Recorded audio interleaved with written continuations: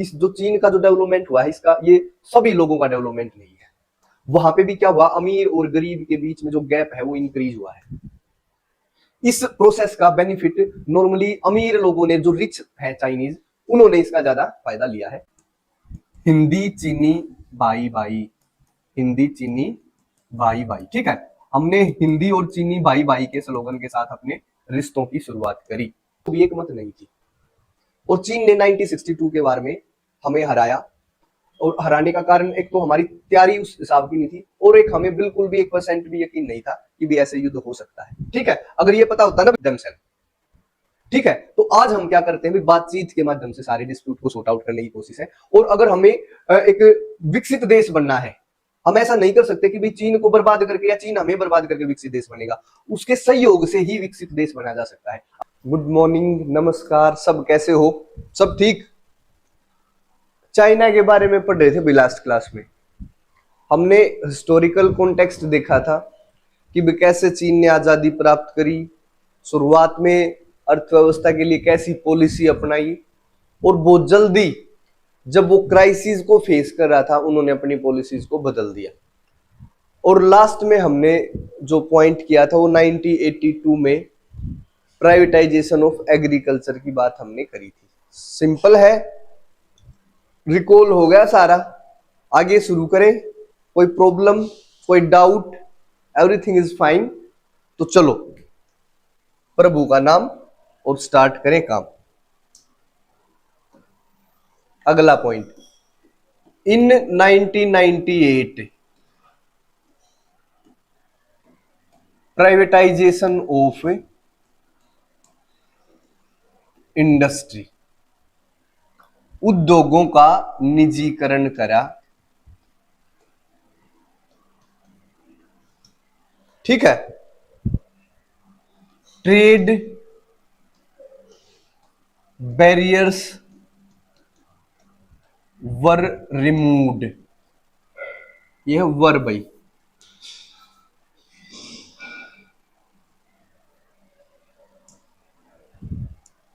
वर removed. Trade barrier का मतलब जितने भी व्यापार में बाधाएं हैं, चाहे उसमें टैक्स ज्यादा हो, व्यापार करने में रूल एंड रेगुलेशन ज्यादा सख्त हो, सबको क्या करा गया, रिमूव करा गया भाई। लिबरल लॉज, उदार कानून, मतलब काम करना आसान बना दिया गया। उससे पहले क्या था, बहुत सारी गवर्नमेंट की परमिशंस लेनी पड़ती थी। अब क्या करा, बहुत सिंपल कानून बना दिए बिजनेस करने के लिए। क्रिएशन ऑफ SEZ, इसको अलग से एक बार देख लेना, स्पेशल इकोनॉमिक जोन्स, विशेष आर्थिक क्षेत्र,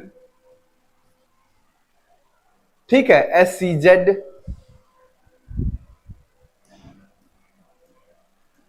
large market resources attracted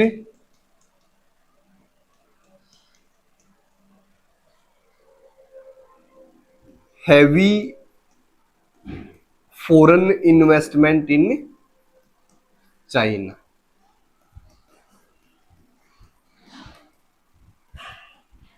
into China, ठीक है। जैसे ही 1998 में उद्योगों का निजीकरण करा गया, ट्रेड बैरियर्स को रिमूव कर दिया गया, उदार कानून लेकर आए गए, स्पेशल इकोनॉमिक जोन्स की क्रिएशन करा गया, बड़ी मार्केट चीन की, ज्यादा रिसोर्सेज, इन्होंने क्या करा, अट्रैक्ट करा भाई हैवी फॉरेन इन्वेस्टमेंट को, ठीक है।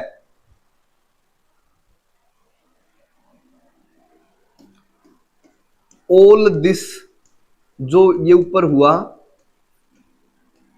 Enables China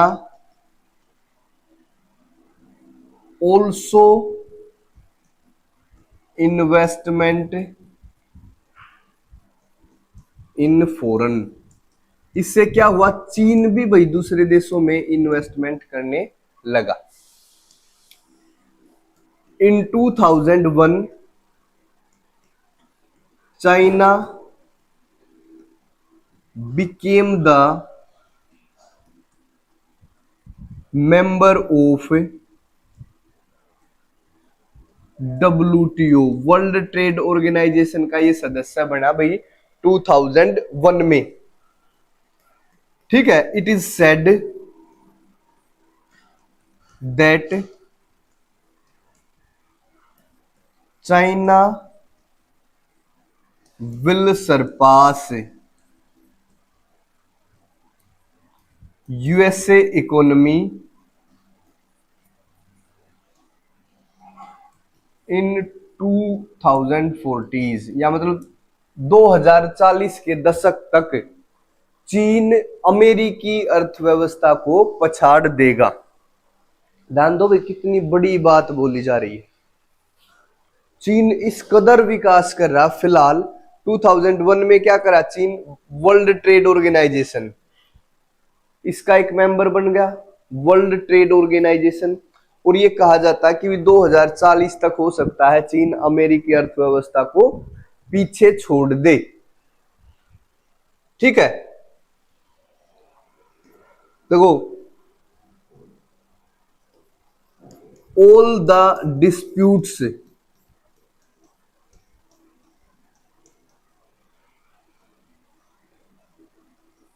with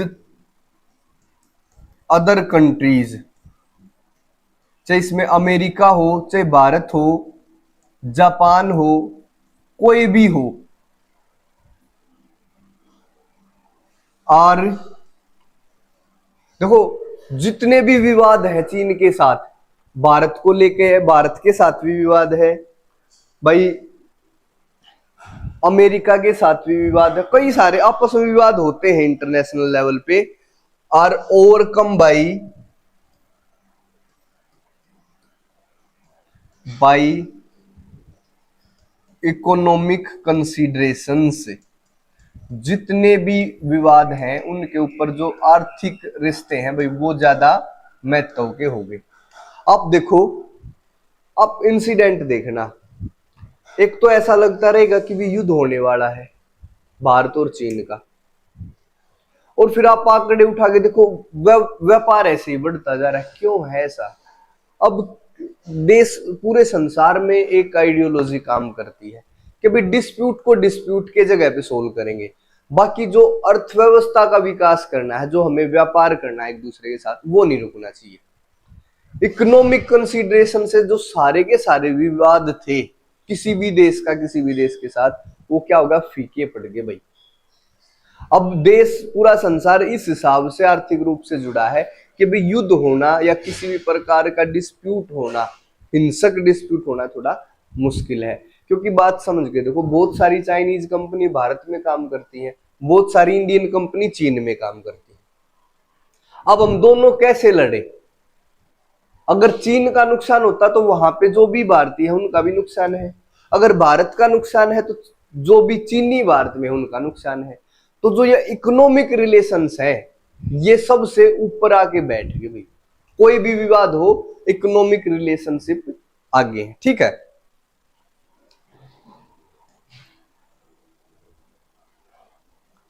China is first in developing countries, जो विकासशील देश है उनमें ये सबसे आगे है चीन। कंट्रीज लिखा है भाई, China is first in developing countries, जो भी विकासशील देश है चीन उनमें आगे है। And is trying to shape, देखना भी क्या लिख रहा हूं, शेप वर्ल्ड इकोनॉमिक ऑर्डर। कितनी गहरी बात अभी मैं बता देता हूं। अभी तो तुमने सोचा भाई ये क्या है, इसमें क्या गहराई। चीन अब क्या कर रहा है, सारे ये जो विकासशील देश है ना उनमें ये सबसे आगे है, उसमें नो डाउट। उसके बाद भी, और इसके साथ साथ चीन है ना वर्ल्ड इकोनॉमिक ऑर्डर को सेव करने की कोशिश कर रहा है। वर्ल्ड इकोनॉमिक ऑर्डर का मतलब एक विश्व का एक आर्थिक ऑर्डर है जो चल रहा है। अब ये चाह रहा, अभी ये चीन के अकॉर्डिंग चले। एक समय ऐसा था, world economic order was shaped by America and now time has changed, now China is trying to shape world economic order.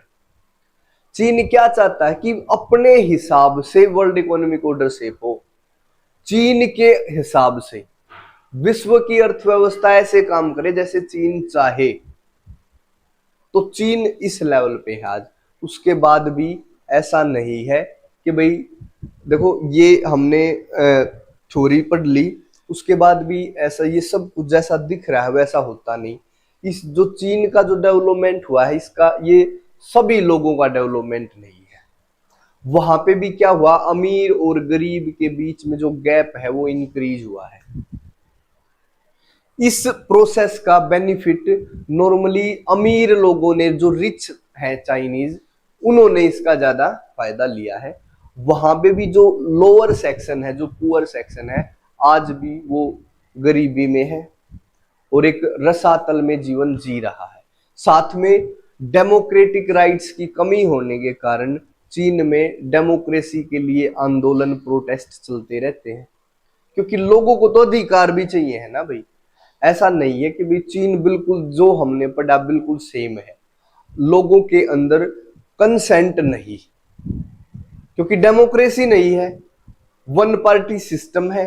भले ही विकास करा है पर यह विकास लोगों तक क्लियरली फेयरली नहीं पहुंचा है। ठीक है, अभी भी वहां अमीर और गरीब के बीच में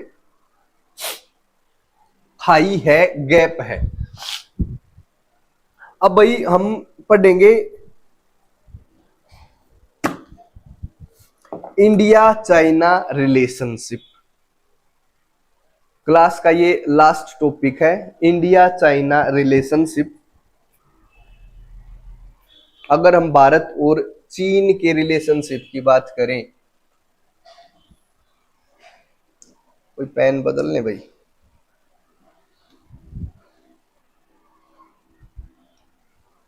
before European colonization,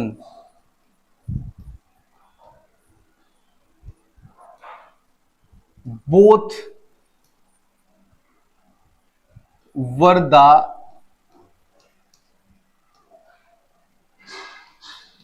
important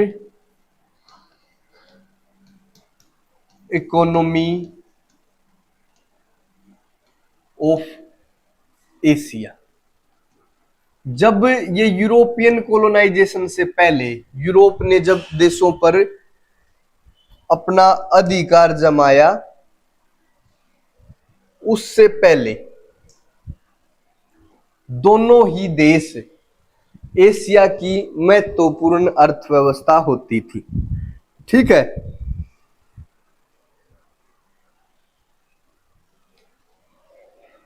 both have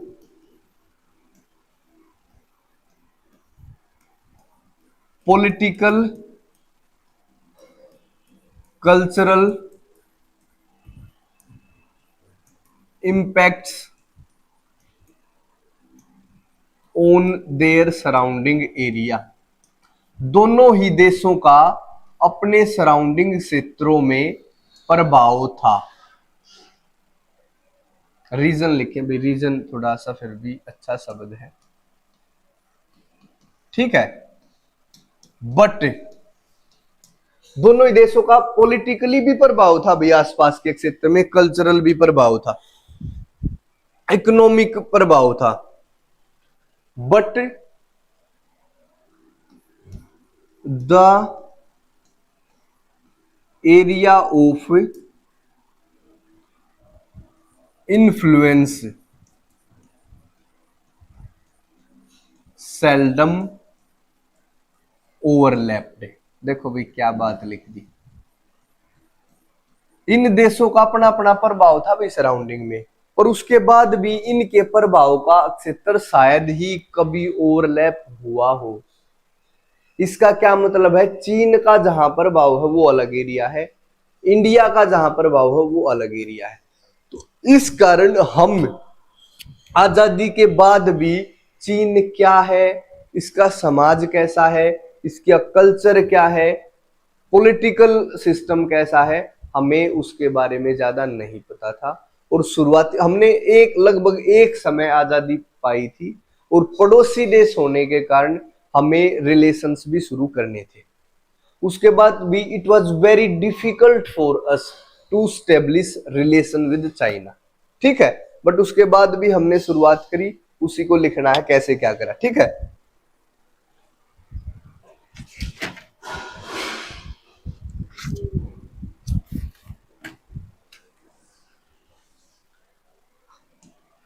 in 1950s, क्योंकि हम एक दूसरे के बारे में जानते नहीं थे, it was very difficult for us, ये हमारे लिए काफी मुश्किल था, for us to evolve a foreign policy, to evolve a foreign policy with China. But we started with Hindi Chini bhai by, Hindi Chini bhai by, ठीक है। हमने हिंदी और चीनी भाई भाई के स्लोगन के साथ अपने रिश्तों की शुरुआत करी। मुश्किल था भाई फॉरेन पॉलिसी बनाना चीन के साथ, कि भाई क्या देश है, कैसी इसमें विचारधारा है, बट उसके बाद भी ठीक है।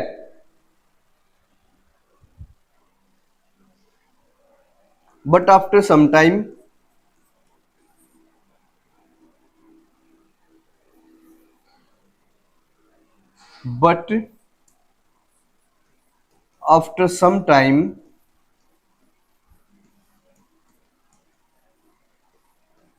dispute over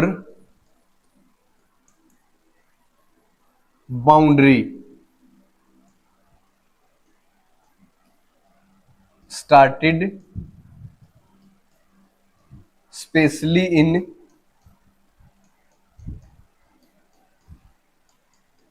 area of Aksai Chin and Arunachal Pradesh, Aksai चीन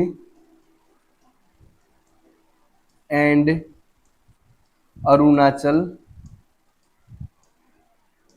प्रदेश, ठीक है। हमने हिंदी चीनी भाई भाई के साथ अपने आर्थिक रिश्तों की शुरुआत करी, परंतु उसके बाद भी डिस्प्यूट शुरू हो गया बॉर्डर को लेकर, स्पेशल अक्साई चीन वाले एरिया में और अरुणाचल प्रदेश में, ठीक है।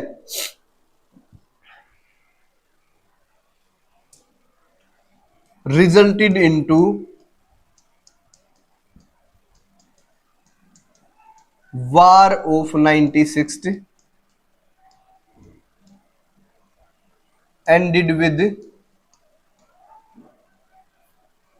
ended with defeat of India। ध्यान दो भी मैंने क्या लिखा है।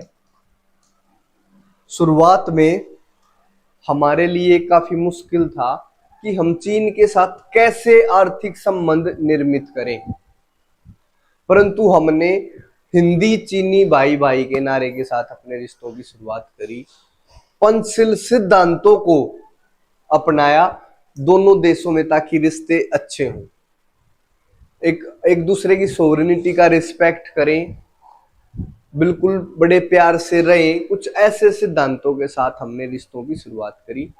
1950 में इन्होंने तिब्बत पर आक्रमण करा, तिब्बत पर अपना कंट्रोल स्टेब्लिश कर लिया। ध्यान दो भाई, Tibet is a buffer state between India and China, और चीन ने अपना क्लेम प्रेजेंट करा कि भाई ये हमारा हिस्सा है। तिब्बत चूंकि बौद्धों का एक स्थल है, वहां पे बौद्ध हैं और बौद्ध भारत धर्म से जुड़ा है, तो ये सबसे पहला झटका था भी हमारे रिश्तों में।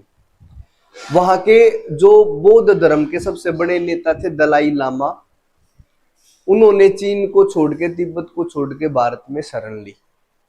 चीन ने बोला कि भाई इसको शरण मत दो, बट हमने एक ह्यूमैनिटी के बेस पर उनको शरण दी कि भाई अगर कोई भी व्यक्ति रक्षा के लिए अपने द्वार आता है तो हम उसको वापस नहीं भेज सकते। क्लियर है? तो ऐसा हुआ। फिर उसके बाद बाउंड्री डिस्प्यूट शुरू हो गए भाई, एक तो अक्साई चीन में, एक अरुणाचल प्रदेश में। बाउंड्री को लेके चीन ये बोल रहा है ये एरिया मेरा है, भारत के अनुसार वो एरिया हमारा है, ठीक है। और ये सारे डिस्प्यूट का रिजल्ट रहा 1962 का वार।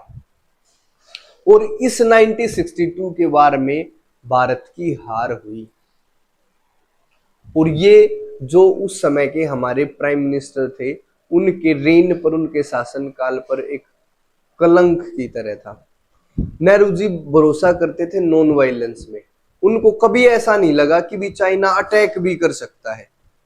तो एज ए वो फॉरेन मिनिस्टर भी थे, as a prime minister and foreign minister he was failed at this time. कई बार उनकी विवाद होते थे सरदार वल्लभ भाई पटेल के साथ। पटेल जी हमेशा बोलते थे कि भाई चीन सही नहीं है।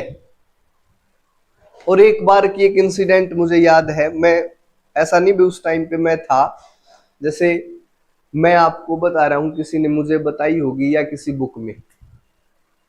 वो बोले कि पटेल जी बोले कि नेहरू जी अक्साई चीन चला जाएगा। तो नेहरू जी ने बोला कि होता क्या है वहां पे, बंजर है, कुछ है ही नहीं, ना कोई फसल है, सिर्फ बर्फ है, बंजर धरती है, अगर चली भी गई तो क्या होगा। तो सरदार पटेल ने पता क्या बोला, बंजर तो ये मेरा सिर भी है। वो गंजे थे ना, तो क्या ये भी चीन को दे दूं? तो बोले नहीं। इस प्रकार की गर्मा गर्मी होती थी। एक और वो बोले भाई अक्साई चीन, अब नाम देखो चीन लग रहा है पीछे। तो पटेल जी बोले फिर तो कोचीन भी उनका होगा, क्योंकि कोचीन में भी पीछे चीन है, तो कोचीन को भी दे दो उसको। क्लियर है?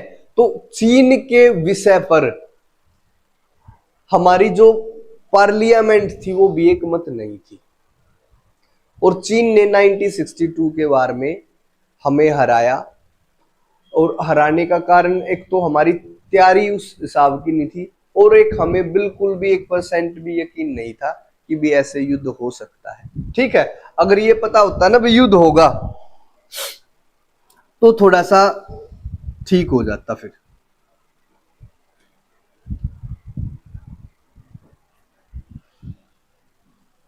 नेक्स्ट पे करें भाई, ऐड कर दो इसमें, यहां पे लिख देंगे next screen.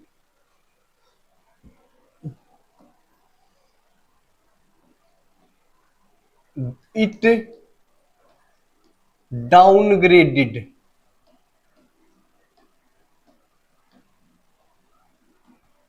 our relations till 1976। 1976 तक हमारे जो रिश्ते थे बिल्कुल खत्म, कोई बातचीत नहीं, किसी भी प्रकार की, ना कोई आर्थिक रूप से, मतलब ऐसा भी नहीं व्यापारिक रिश्ते थे, किसी भी प्रकार हम दोनों एक दूसरे से बिल्कुल अलग होके चले। But after open door policy, परंतु जब ये खुले द्वार की नीति चाइना ने अपनाई, बोथ द कंट्रीज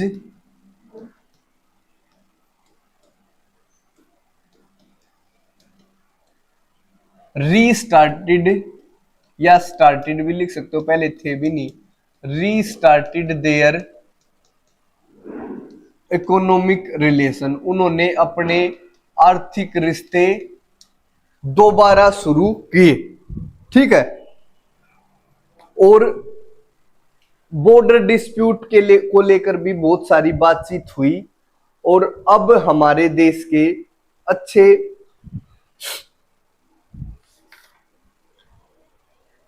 रिश्ते हैं भाई। देखो अब एक बात पता चल गई कि भाई जब तक अर्थव्यवस्था के फील्ड में काम नहीं होगा, जब तक व्यापार के फील्ड में काम नहीं होगा, तब तक आगे बढ़ना मुश्किल है।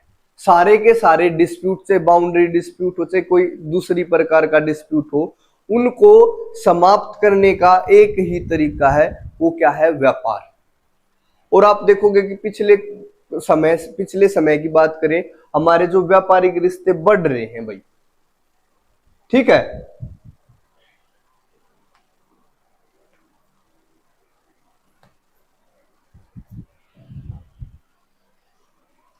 Presently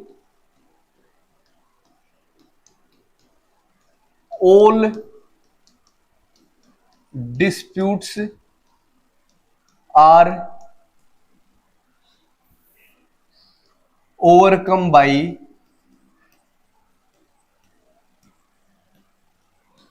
economic considerations। ठीक है, जो अर्थव्यवस्था के संबंध या आर्थिक जो हमारे रिश्ते हैं वो ओवरकम हो चुके हैं, और उनके द्वारा दूसरे डिस्प्यूट ओवरकम करे गए हैं। ठीक है, देखो for a stable and developed Asia, अगर हम एशिया को मजबूत बनाना चाहते हैं, स्टेबल और विकसित, both the countries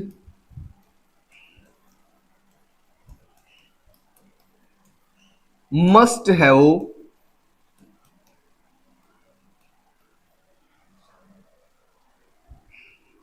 good relations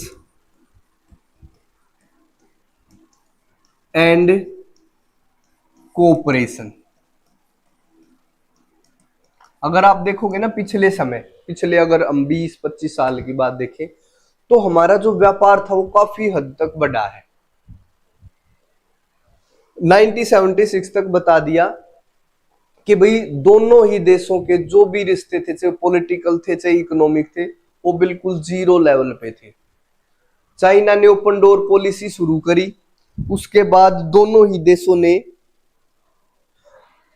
आर्थिक रिश्तों पर काम करना शुरू करा और बातचीत के माध्यम से जो भी इनके बाउंड्री डिस्प्यूट है उनको सॉर्ट आउट करने की कोशिश करी, और धीरे धीरे इनका व्यापार बढ़ता चला गया और बाकी के जो डिस्प्यूट है वो ओवरकम करे गए अर्थव्यवस्था या आर्थिक रिश्तों के द्वारा। इसके बाद एक और भी खास बात है भाई, दोनों ही देश एशिया में महत्वपूर्ण है। अगर एशिया एक स्टेबल और डेवलप्ड एशिया का निर्माण करना है तो दोनों देशों में अच्छे रिश्ते होने चाहिए। दोनों ही देशों की बहुत सारे आर्थिक विषयों पर एक सोच है, जैसे हम डेवलपिंग कंट्री हैं और हम ये चाहते हैं कि भाई इस तरीके से डेवलपमेंट होना चाहिए। डेवलपिंग ये है, डेवलपिंग हम है, तो हम क्या चाहते हैं, हमारी जो पॉलिसी है, जो सोच है विकास की, वो मिलती है। ठीक है, अगर हम इंटरनेशनल लेवल पे बात करें तो भी हमारे इंटरेस्ट एक दूसरे के साथ जुड़ते हैं, और without cooperation it is not possible for both the countries to develop themself. ठीक है, तो आज हम क्या करते हैं भाई, बातचीत के माध्यम से सारे डिस्प्यूट को सॉर्ट आउट करने की कोशिश है। और अगर हमें एक विकसित देश बनना है, हम ऐसा नहीं कर सकते कि भाई चीन को बर्बाद करके या चीन हमें बर्बाद करके विकसित देश बनेगा, उसके सहयोग से ही विकसित देश बना जा सकता है। अब मैं एक छोटा सा एग्जांपल देता हूं कैसे हमारी दोनों के इंटरेस्ट सेम है। अगर इन्वायरमेंट का इशू लेकर देखो आप, इन्वायरमेंट के मुद्दे पर दोनों ही देशों की एक जैसी सोच है। इसका क्या मतलब है? इसका मतलब ये है कि भाई विकसित देश बोल रहे हैं कि भाई कार्बन डाइऑक्साइड गैस है ना, उसका इमिशन कम होना चाहिए और सभी देशों पर ये लागू होना चाहिए। अब चीन और हम क्या बोल रहे हैं, भाई तुमने तो विकास कर लिया और अब हमारी विकास की बारी है, तो आप ऐसे रूल रेगुलेशन लगा रहे हो। तो बहुत सारे आगे इसको कंप्लीट भी पढ़ेंगे, डिटेल में भी पढ़ेंगे ये इशू इन्वायरमेंट वाले चैप्टर में। सिर्फ ये ध्यान रखो, बहुत सारे इंटरनेशनल इशू ऐसे हैं जिन पे दोनों के विचार सोच मिलती है, इंटरेस्ट मिलते हैं। तो समय की नीड भी है, जरूरत भी ऐसी है कि भी दोनों देश अगर कोऑपरेशन के साथ काम करें तो इस एरिया को, यहाँ के जितने भी रीजनल प्रॉब्लम है उनके सॉल्यूशन की अगर बात करनी है, एशिया की स्टेबिलिटी और डेवलपमेंट की अगर बात करनी है, खुद के डेवलपमेंट की अगर बात करनी है, तो इन दोनों देशों में अच्छे रिलेशन होने चाहिए। ठीक है, तो ये इंडिया और चाइना की बात थी भाई, और इसी के साथ ही अपना चैप्टर कंप्लीट, और कल से फिर नेक्स्ट चैप्टर करेंगे कंटेम्प्रेरी साउथ एशिया। क्लियर है? Simple, all that simple. ठीक है, thank you, bye bye bye.